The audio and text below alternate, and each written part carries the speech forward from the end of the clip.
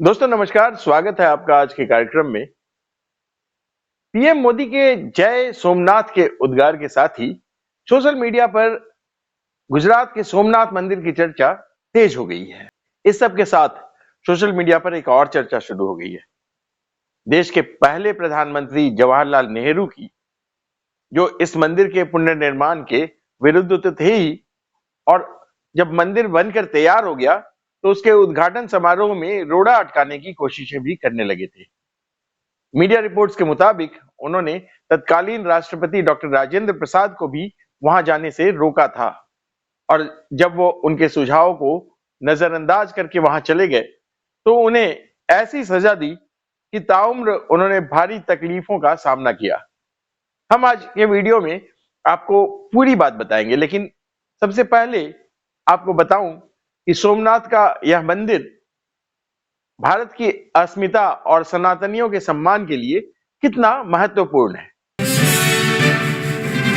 सोमनाथ को द्वादश ज्योतिर्लिंगों में से प्रथम माना जाता है, और पौराणिक मान्यता है कि स्वयं भगवान चंद्रदेव ने, यानी सोमदेव ने, यहाँ शिवलिंग की स्थापना की थी। इस मंदिर का उल्लेख कई पौराणिक धर्म ग्रंथों में भी मिलता है। यह मंदिर गुजरात के प्रभास पाटन में स्थित है। धार्मिक ग्रंथों और ऐतिहासिक विवरणों के अनुसार यह स्थान प्राचीन काल से ही शिव भक्ति का एक प्रमुख केंद्र रहा है। हालांकि प्राचीन काल में यहाँ स्थापित पहले से जो शिव मंदिर थे उसका सटीक स्थान को लेकर आज तक कोई ठोस प्रमाण उपलब्ध नहीं है, लेकिन वर्तमान मंदिर जो है वो चालुक्य वास्तुकला का उसमें प्रयोग किया गया है, जिसे उत्तर भारतीय नागर शैली का ही एक रूप माना जाता है। यह शैली भव्य शिखरों, सूक्ष्म नक्काशी और संतुलित संरचना के लिए जानी जाती है। लेकिन इतिहास गवाह है कि सोमनाथ मंदिर को कई बार विदेशी आक्रांताओं ने नष्ट किया। हालांकि हर बार इसे फिर से खड़ा भी कर दिया गया। दूसरा जो शिव मंदिर है, पहला शिव मंदिर तो जो भगवान सोमदेव ने बनाया था वह नष्ट हो चुका था। उसके बाद जो दूसरा जो उपलब्ध शिव मंदिर था, जो जो ऐतिहासिक प्रमाणों के अनुसार जो वहां उपलब्ध था, उस मंदिर को 649 ईस्वी में, 649 ईस्वी में बल्लभी यादव राजाओं द्वारा बनवाया गया था, जिसे 725 ईस्वी में सिंध का जो गवर्नर था अल जुनैद, उसने नष्ट करवा दिया था। इसके बाद 815 ईस्वी में गुर्जर प्रतिहार वंश के राजा नागभट्ट द्वितीय ने तीसरी बार इस मंदिर का निर्माण करवाया। लाल बलुआ पत्थरों से बने इस मंदिर के दर्शन का ऐतिहासिक प्रमाण भी उपलब्ध है। 997 ईस्वी में, यानी 997 ईस्वी में चालुक्य राजा मूलराज ने इसका जीर्णोद्धार करवाया। कहा जाता है कि यह मंदिर इतना भव्य बना था कि दुनिया भर के लोग वहां उनकी जो अनोखी वास्तुकला को देखने आते थे। इस मंदिर में जो शिवलिंग बनाया गया था उसमें लोहे का प्रयोग किया गया था, और मंदिर की छत में इस प्रकार से चुंबक लगाए गए थे कि वह शिवलिंग हवा में झूलता रहता था। लेकिन 1024 ईस्वी में तुर्क शासक महमूद गजनवी ने सोमनाथ मंदिर पर आक्रमण कर इसे ध्वस्त कर दिया। कहा जाता है उसने मंदिर से हजारों किलो सोना लूट कर वो गजनी ले गया।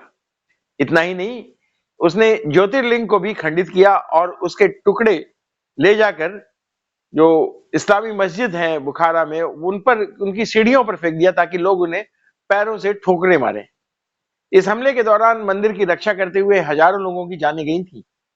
इसके बाद 1160 ईस्वी में राजा कुमारपाल ने उत्कृष्ट पत्थरों से मंदिर का पुनर्निर्माण कराया, लेकिन 1299 ईस्वी में अलाउद्दीन खिलजी के सेनापति ने इसे फिर से नष्ट कर दिया। 1308 ईस्वी में सौराष्ट्र के राजा महिपाल ने मंदिर को दोबारा बनवाया, जिससे 1395 ईस्वी में गुजरात के गवर्नर जफर खान ने फिर ध्वस्त कर दिया। बाद में शासक महमूद बेगड़ा ने इसे अपवित्र भी किया। 1665 ईस्वी में मुगल बादशाह औरंगजेब ने तो सोमनाथ मंदिर को इस तरह से नष्ट कर दिया कि दोबारा उसका निर्माण भी संभव नहीं रह गया। इसके स्थान पर 1706 ईस्वी में उसने एक मस्जिद भी बनवा दी।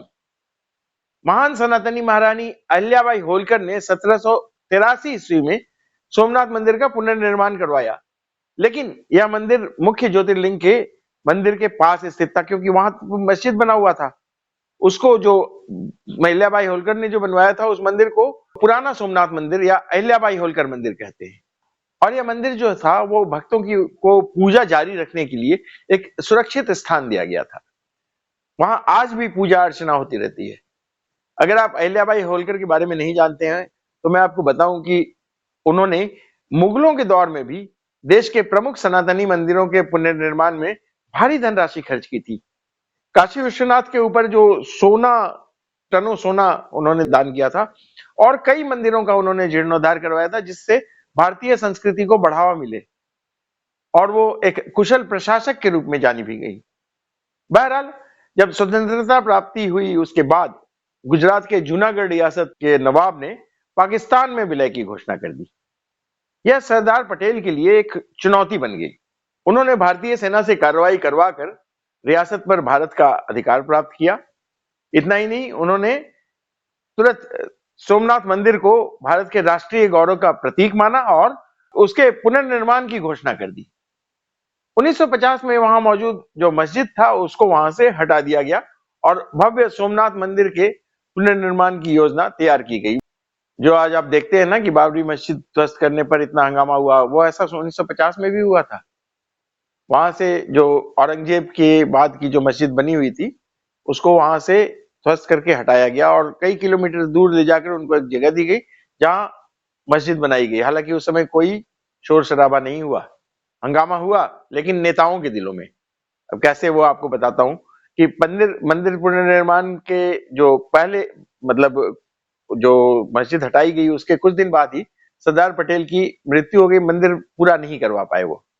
उसके बाद सोमनाथ के पुनर्निर्माण की जिम्मेदारी आई के एम मुंशी पर। मुंशी नेहरू मंत्रिमंडल के सदस्य थे, लेकिन पटेल साहब के चले जाने के बाद वो नेहरू के विरोध जो थे उस तीखे विरोध का सामना करना पड़ा उनको। एक बैठक में तो नेहरू ने उन्हें कड़ी फटकार तक लगाई थी और उन पर हिंदू पुनरुत्थानवाद को बढ़ावा देने का आरोप लगाया था। इसके बावजूद मुंशी अडिग रहे और उन्होंने साफ कहा कि सरदार पटेल का अधूरा सपना वो हर हाल में पूरा करेंगे। वैसे सरदार पटेल ने ही मंदिर के लिए जो ट्रस्ट बनाकर ऐसी व्यवस्था कर दी थी कि उसका निर्माण बिना किसी सरकारी सहायता के चंदे के पैसे से और दान के पैसे से हो गया। आपने देखा होगा कि अयोध्या का जो राम मंदिर है उसको भी इसी तर्ज पर बनाया गया, जनता के पैसे से। खैर, के मुंशी ने सोमनाथ मंदिर का निर्माण पूरा करवाया और उसके बाद उद्घाटन के लिए देश के पहले राष्ट्रपति डॉक्टर राजेंद्र प्रसाद को आमंत्रित किया और भी कई नेताओं को आमंत्रित किया था। डॉक्टर राजेंद्र प्रसाद ने गर्व के साथ यह निमंत्रण स्वीकार किया, लेकिन जब नेहरू को इसकी जानकारी मिली तो वो नाराज हो गए। उन्होंने पत्र लिखकर राष्ट्रपति को सोमनाथ न जाने की सलाह दी। हालांकि डॉक्टर राजेंद्र प्रसाद ने नेहरू की बात नहीं मानी। सोमनाथ गए और वहां प्रभावशाली भाषण भी दिया। इस भाषण के बारे में भी आगे बताऊंगा आपको। इसे नेहरू ने अपनी राजनीतिक और वैचारिक हार के तौर पर लिया। सोमनाथ विवाद के बाद नेहरू और डॉक्टर राजेंद्र प्रसाद के जो संबंध है उसमें गहरी कड़वाहट आ गई थी। राष्ट्रपति पद से मुक्त होने के बाद डॉक्टर राजेंद्र प्रसाद दिल्ली में रहकर लेखन कार्य करना चाहते थे, लेकिन नेहरू ने उन्हें कोई आवास तक नहीं उपलब्ध करवाया। पूर्व राष्ट्रपति को जो आवास मिलता है वो भी नहीं दिलवाया। मजबूर होकर उन्हें पटना लौटना पड़ा, जहां उनके पास न तो कोई घर था न ही पर्याप्त संसाधन थे। सरकारी भवन उपलब्ध होने के बावजूद उन्हें कोई सुविधा नहीं दी गई। आपको बता दूं कि डॉक्टर राजेंद्र प्रसाद एक ऐसे राजनेता थे जिन्हें ईमानदारी की मिसाल माना जाता था। उन्होंने राष्ट्रपति पद से सेवानिवृत्त होने के बाद अपनी जो सरकारी पेंशन मिलती थी सारे नेताओं को, वो भी लेने से इनकार कर दिया था। अंततः डॉक्टर राजेंद्र प्रसाद पटना के सदाकत आश्रम के एक सीलन भरे कमरे में रहने लगे। न समुचित देखभाल थी वहां, न इलाज का कोई प्रबंध। अस्थमा थी उनको, दमा, और लगातार खांसी उसके कारण आती थी और उनकी हालत जो इसके कारण बिगड़ती चली गई। बिहार में कांग्रेस की सरकार होने के बावजूद उन्हें बेहतर चिकित्सा सुविधाएं नहीं दी गई। यहां तक कि आरोप लगाया गया कि इलाज से जुड़ी जो जरूरी मशीन थी वहां पटना के अस्पताल में, उसको दिल्ली मंगवा लिया गया। जब जयप्रकाश नारायण उनसे मिलने पहुंचे और उनकी स्थिति देखी तो वे व्यथित हो गए। उन्होंने तत्काल उनके रहने की व्यवस्था सुधारने की कोशिश की, लेकिन उसी कमरे में रहते हुए 28 फरवरी 1963 को डॉक्टर राजेंद्र प्रसाद का निधन हो गया। उनकी मृत्यु के बाद भी नेहरू का रवैया नहीं बदला। वो न तो अंतिम संस्कार में शामिल हुए और न ही कोई संवेदना दिखाई। उस दिन वो जयपुर चले गए थे। उन्होंने राज्यपाल डॉक्टर संपूर्णानंद और डॉक्टर सर्वपल्ली राधाकृष्णन जो राष्ट्रपति थे, उनको भी पटना न जाने की सलाह दी थी। हालांकि डॉक्टर राधाकृष्णन ने यह सलाह नहीं मानी और वो अंतिम संस्कार में शामिल होने के लिए पटना गए। खैर, वापस लौटते हैं सोमनाथ के उद्घाटन समारोह के पर। अब मैं आपको उन आरोपों के बारे में बताने जा रहा हूं जो भारतीय जनता पार्टी ने पंडित नेहरू पर लगाए हैं। बीजेपी का दावा है कि पंडित नेहरू ने सोमनाथ मंदिर के खिलाफ एक पैन इंडिया मुहिम चलाई थी। बीजेपी ने अपने इन दावों के समर्थन में कुछ दस्तावेज भी सार्वजनिक किए हैं। इन दस्तावेजों के अनुसार आरोप है कि पंडित नेहरू ने देश भर के मुख्यमंत्रियों को बाकायदा चिट्ठियां लिखी थी और सिर्फ एक बार नहीं बल्कि दो बार। इन पत्रों में पंडित नेहरू ने लिखा था कि सोमनाथ मंदिर का जो उद्घाटन है वो अंतरराष्ट्रीय स्तर पर भारत की छवि को बिगाड़ रहा है। उनका कहना था कि इस तरह के धार्मिक आयोजनों से दुनिया में भारत को एक धर्मनिरपेक्ष राष्ट्र के रूप में देखने की जो धारणा है वो प्रभावित होगी। यह वही सोमनाथ मंदिर है दोस्तों जिसे भारत का पहला ज्योतिर्लिंग माना जाता है। वह स्थान जो सदियों से भारतीय सभ्यता, आस्था और सांस्कृतिक अस्तित्व का प्रतीक रहा है। ऐसे में सवाल उठता है कि क्या इस मंदिर का पुनर्निर्माण और उद्घाटन वास्तव में भारत की छवि को नुकसान पहुंचा सकता था? बीजेपी का यह भी दावा है कि पंडित नेहरू ने उस समय के सूचना एवं प्रसारण मंत्री को भी एक पत्र लिखा था। इस पत्र में उन्होंने स्पष्ट निर्देश दिया था कि ऑल इंडिया रेडियो, जो उस समय बड़ा सरकारी प्रसारण माध्यम था, उसमें सहित सरकारी माध्यमों पर सोमनाथ मंदिर की महिमा या भव्यता का प्रचार प्रसार न किया जाए। पत्र अंग्रेजी में लिखा गया था। Tone down the description of what happened in Somnath, यानी सोमनाथ मंदिर के इतिहास और उसके महत्व को जानबूझकर कम दिखाने का आदेश दिया गया था। बीजेपी के सोशल मीडिया अकाउंट पर जानकारी दी गई है कि उस दौर में जो राष्ट्रपति वहां भाषण दे रहे थे, डॉक्टर राजेंद्र प्रसाद, उस भाषण को आकाशवाणी ने बीच में ही ब्लैकआउट कर दिया। अचानक प्रसारण बंद हो गया। रुकावट के लिए खेद है वाला। तो खैर, ये सारा कुछ पंडित नेहरू के निर्देश पर हुआ था। लेकिन मामला यहीं तक सीमित नहीं रहा। बीजेपी के अनुसार पंडित नेहरू ने सोमनाथ मंदिर को लेकर सफाई देने के लिए पाकिस्तान के शासकों तक को चिट्ठी लिखी थी। यह दावा और भी चौंकाने वाला है।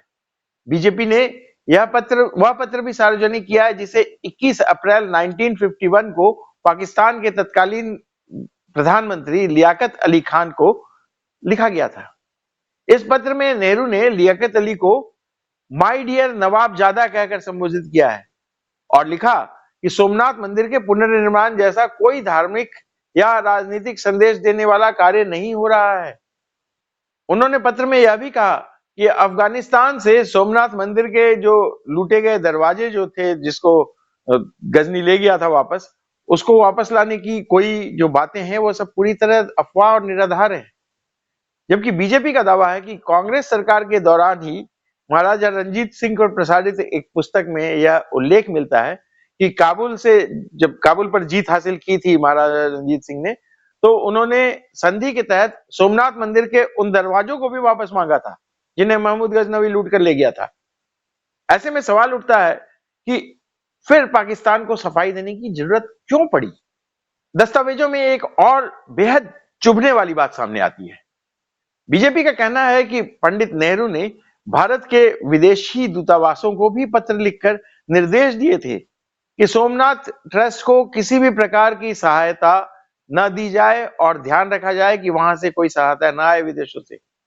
न केवल आर्थिक सहायता बल्कि नदियों के पवित्र जल से जुड़े विषय पर भी आपत्ति जताई गई थी। यहां सवाल यह है कि नदियों के पानी से कौन सा धर्मनिरपेक्षता खतरा में पड़ रहा था? गंगा, सिंधु, नर्मदा, गोदावरी, इन नदियों का जो भारत की सांस्कृतिक और धार्मिक परंपरा से गहरा संबंध रहा है। क्या शिवलिंग पर इन नदियों के जल से अभिषेक होने पर किसी की भावनाएं आहत हो सकती थी? बीजेपी का दावा है कि पंडित नेहरू ने पाकिस्तान में भारत के राजदूत को एक पत्र लिखा था, जिसमें उन्होंने स्पष्ट लिखा था कि सोमनाथ मंदिर में अभिषेक के लिए सिंधु नदी के जल का जो उपयोग है उसको औपचारिक रूप से नामंजूर कर दिया जाए। उसके जो मंगवाने के लिए जो पत्र लिखा था के मुंशी ने, उस पत्र को नामंजूर कर दें। अब सोचिए कि अफगानिस्तान से मंदिर के दरवाजों के आने पर क्या आपत्ति थी। सिंधु नदी से जल जो अभिषेक है उससे कौन सा सेकुलरिज्म खतरे में पड़ रहा था। पाकिस्तान को भारत के प्रधानमंत्री चिट्ठी लिखकर क्यों सफाई दे रहे थे। बीजेपी का कहना है कि पंडित नेहरू ने ये सभी कदम धर्मनिरपेक्षता के नाम पर उठाए थे, लेकिन यह धर्मनिरपेक्षता थी या फिर जो उनका वोट बैंक वाला जो राजनीतिक मजबूरी, यह सवाल अभी भी बहस का मुद्दा है। पंडित नेहरू ने यह सब सच में सेकुलरिज्म के लिए किया या फिर किसी और उद्देश्य से, यह तो वो जाने या कांग्रेस जाने, लेकिन बीजेपी का दावा है कि यह सभी बातें दस्तावेजों पर आधारित है, कोई कोरी जुबानी नहीं है। और यही आज की सबसे बड़ी बहस का मुद्दा है। आप हमें फेसबुक और यूट्यूब पर कमेंट करके जरूर बताएं कि आपका क्या मानना है। आज के वीडियो में इतना ही। अगले वीडियो में फिर किसी और मुद्दे पर आपके सामने फिर हाजिर होऊंगा। तब तक के लिए धन्यवाद, नमस्कार, जय श्री राम।